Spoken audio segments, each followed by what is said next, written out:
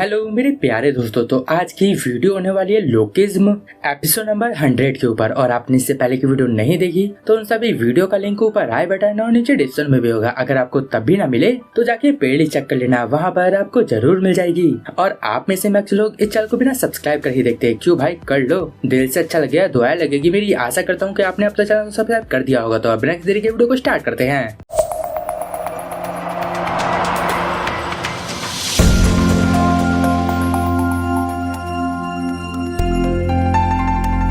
Episode की शुरुआत में हम थोड़े समय पहले का सीन देखते हैं। वहाँ पर आरू ओलिवियर को एक पेपर देती है और उससे बोलती है, डार्लिंग यहाँ पर साइन कर दो। ओलिवियर वहाँ पर बोलता है, ये क्या है, ये क्या एक वेडिंग कॉन्ट्रैक्ट है। वहाँ पर आरू हंसते हुए उससे बोलती है, हो सकता है कि तुम बाद में मुझे धोखा दे दो। अगर हम साथ में कामयाब नहीं होते तो मैं चाहती हूँ कि हम दोनों साथ में शादी कर ले। और वहाँ पर ओलिवियर बोलता है, तुम बिल्कुल बच्चों की तरह सोचती हो और इस बारे में तो कभी मत सोचना कि यहाँ पर हम दोनों कभी कामयाब नहीं होंगे। अगर मैं यहाँ कामयाब नहीं हुआ तब मेरी पूरी लाइफ खराब हो जाएगी। तो वहाँ आरू भी बोलती है, अगर मैं कामयाब नहीं हुई तब मेरी भी लाइफ बिल्कुल ही बर्बाद हो जाएगी। और वहाँ पर अब ओलिवियर बोलता है, यहाँ पर अभी भी मुझे ट्रेनिंग करने के पूरे 4 साल बाकी हैं। वहाँ आरू बोलती है, लेकिन तुम्हारे 4 साल तो पूरे हो चुके हैं ना। लेकिन वहाँ पर ओलिवियर बोलता है, हाँ लेकिन मैंने अपने कॉन्ट्रैक्ट को दोबारा रिसाइन करा दिया है। मुझे पहले से ही यहाँ पर 4 साल हो चुके हैं, इस वजह से मेरा खर्चा भी ज्यादा बढ़ता जा रहा है। मुझे जल्द से जल्द कामयाब होना होगा, इसके अलावा मेरे पास कोई और रास्ता भी नहीं है। और अब हम ओलिवियर की आवाज सुनते हैं। वो बोल रहा था, जब आरू ने मुझे वो कागज दिया था तब मैंने बोल तो दिया था कि वो एक बच्चे की तरह है, लेकिन अंदर ही अंदर मुझे काफी खुशी हो रही थी। और अब अगले सीन में हम लड़कों का रूम देखते हैं। वहाँ पर ओलिवियर और बाकी के लड़के काफी मस्ती कर रहे थे और गिटार जैसा बजा रहे थे और वो वहाँ पर उसकी रिकॉर्डिंग भी कर रहे थे। लेकिन पीटीजे कंपनी का एक रूल है कि किसी के पास भी फोन अलाउड नहीं है। इसके बावजूद भी वो लोग फोन यूज करते हैं। और वहाँ पर ओलिवियर, जिसने वो वीडियो बनाई थी, वो उस वीडियो को सभी लड़कियों को दे देता है। और वहाँ पर अब दूसरा लड़का ओलिवियर से बोलता है, हे हेजिन मेरी बंदी है, तूने उसे ये वीडियो क्यों दिया। और वहाँ पर ओलिवियर बोलता है, मैंने तो ये ऐसे ही कर दिया, अगर वो कुछ बोले तो बोल देना, मैंने बस ऐसे ही कर दिया था और मैं तुम्हारा दोस्त हूँ। और वहाँ सभी लड़कों के पास सिर्फ एक ही फोन था, वो लोग उस फोन को एक एक करके यूज करते हैं। और वहाँ पर एक बंदा बोल रहा था, यहाँ पर आने से अच्छा मैं कहीं ऑडिशन दे देता, तब मैं कम से कम टॉप 10 में तो आ ही जाता। और तभी वहाँ ओलिवियर बोलता है, तू चुप रह, किसी का रिप्लाई आया है। और वहाँ आसपास के लड़के बोलते हैं, जल्दी बता किसका रिप्लाई आया है। वहाँ पर ओलिवियर देखता है कि ये रिप्लाई आरू का था। वहाँ पर आरू ने ओलिवियर को एक अपनी पिक्चर भेजी थी और वहाँ पर लिखा हुआ था, ये पिक सिर्फ तुम्हारी आंखों के लिए है। वहाँ पर ओलिवियर ये देखिए काफी हैरान हो जाता है और उस पिक को डिलीट कर देता है। और वो अपने मन में सोच रहा था, मैं आरू के लिए कुछ भी कर सकता हूँ।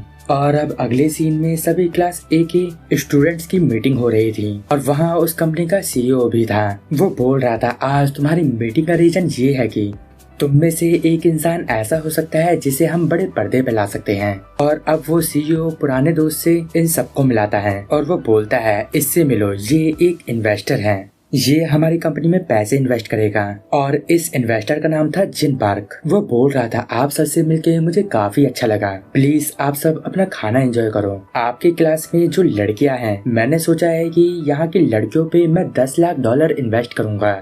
तो क्या कोई यहाँ पर ऐसी लड़की है जो कि काफी टैलेंटेड है। और वहीं आसपास के बच्चे बात कर रहे थे, तुमने उसके हाथ में वो टैटू देखा, क्या ये कोई गैंगस्टर है। और जो हमारे सीईओ है, उनका उठना बैठना गैंगस्टर के साथ होता है। और साथ ही साथ उसकी घड़ी और उसकी कार की चाबी, लगता है ये बहुत ज्यादा अमीर है। और वहाँ पर ओलिवियर सोच रहा था, तो इसका मतलब ये यहाँ पर सिर्फ एक लड़की को सिलेक्ट करने आया है, इसका मतलब मेरा यहाँ कोई चांस नहीं है। लेकिन शायद यहाँ पर आरू का चांस हो सकता है। और वहाँ पर जिन पार्क बोलता है, मैं यहाँ पर बहुत सारे पैसे इन्वेस्ट कर रहा हूँ, तो यहाँ पर जो भी सिलेक्ट होगा वो सेलिब्रिटी बन जाएगी, तो उसे मैं अपना एक बंदा मैनेजर के तौर पे दूंगा। और वहाँ पर जिन पार्क अपने बंदे से बोलता है, हे सबको अपना इंट्रोडक्शन दो। और अब वहाँ पर वो बंदा बोलता है, हेलो सर, मैं अपना बैठ दूंगा। और वहीं पर वो सीईओ सोच रहा था, ये बंदा सच में पक्का एक गैंगस्टर है, मुझे इसके ऊपर पूरा शक है। और अब वहाँ पर वो सीईओ जिन पार्क को 3 लड़कियां दिखाता है, जो थी ह्यून जुंडा, लसोल और सूक। वो बोलता है ये लड़कियां कैसी रहेगी, ये दिखने में बहुत ज्यादा सुंदर है और ये तीनों के तीनों सच में काफी टैलेंटेड है। और वहाँ पर जिन पार्क उन लड़कियों को देख के काफी खुश हो जाता है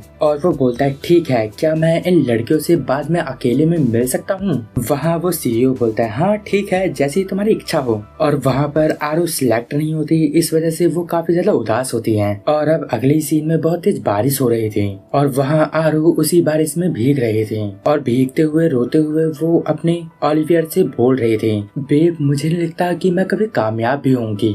अगर मैंने अपना ये चांस गवा दिया तब मुझे कामयाबी पाने में कई और साल लग जाएंगे। लसोल को सिलेक्ट कर लिया गया है लेकिन मैं ये कर नहीं पाई। और वहाँ पर ओलिवियर भी बारिश में भीग रहा था और तभी हम ओलिवियर की आवाज सुनते हैं। वो बोल रहा था मैं उस दिन काफी दुखी था, इस वजह से नहीं कि मुझे सिलेक्ट नहीं किया गया, इस वजह से कि आरू को सिलेक्ट नहीं किया गया और उस समय मैं उसके लिए कुछ भी नहीं कर सकता था। लेकिन वहाँ पर अब ओलिवियर आरू को बहुत प्यार से गले से लगा लेता है और अब ओलिवियर अपने रूम में आ जाता है और वो लगातार आरू को मैसेज किए जा रहा था। लेकिन वहाँ पर आरू का सिर्फ एक ही मैसेज आता है। वो बोलती है कि प्लीज मुझे माफ करना, अभी मेरी तबीयत कुछ ठीक नहीं है। वहाँ पर ओलिवियर बोल रहा था क्या सब कुछ ठीक है, तुम मेरे फोन का आंसर नहीं दे रही हो, प्लीज मेरी कॉल उठा लो। लेकिन वहाँ पर उसे आरू का कोई भी रिप्लाई नहीं आता और उसे आरू की काफी चिंता हो रही थी और वो ऐसे ही बाहर आ जाता है। तभी वो देखता है कि आरू एक बंदे के साथ कार में है और वहाँ पर ओलिवियर ये सब देख के काफी हैरान था।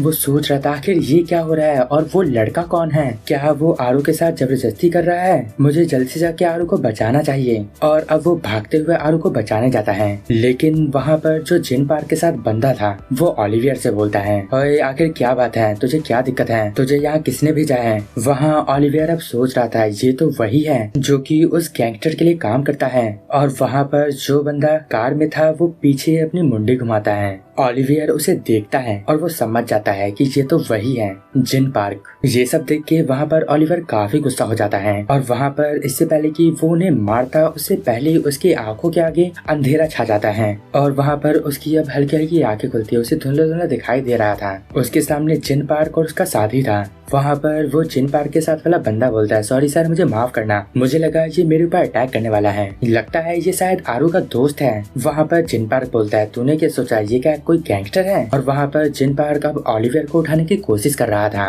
वो बोल रहा था उठ जा और वहीं पर उसके साथ वाला बंदा बोलता है इसे उठाने का सबसे अच्छा तरीका है कि इसके गाल पे थप्पड़ मारते रहो। और वहाँ पर ओलिवियर का बुरा हाल हो चुका था। वहाँ पर जिन पार्क बोलता है सॉरी बच्चे, इसे माफ कर देना, इसने तुम्हें कोई और ही समझ लिया और मैंने सुना है कि तू आरू को बहुत ज्यादा पसंद करता है, लेकिन तू अब ये देख कि आरू अब से मेरी गर्लफ्रेंड है। क्या मैं तेरे बॉस को ये बता दूं कि तू आरू के पीछे पड़ा हुआ है। और वहाँ पर ओलिवियर आरू की तरफ देख रहा था लेकिन आरू उससे अपनी आंखें नहीं मिला पा रही थी। ओलिवियर सोच रहा था आरू ये कैसे कर सकती है। और वहाँ पर अब ओलिवियर समझ गया था कि वहाँ पर आरू के साथ कोई भी जबरदस्ती नहीं हो रही थी, वो सब उसकी मर्जी से हो रहा था। और वहाँ पर जिन पार्क बोलता है बच्चे तुझे यकीन नहीं हो रहा ना कि आरू मेरी गर्लफ्रेंड है क्योंकि मेरी एज बहुत ज्यादा बड़ी है, तो फिर रुक तुझे मैं एक चीज दिखाता हूँ। और अब जिन पार्क ओलिवियर को अपना फोन दिखाता है जिसमें आरू की वही फोटो थी जो कि आरू ने ओलिवियर को दिया था। और इसके बाद वहाँ पर जिन पार्क ओलिवियर से बोलता है बच्चे तू अपने घर चले जा और अब अगर तूने दोबारा से आरू को परेशान किया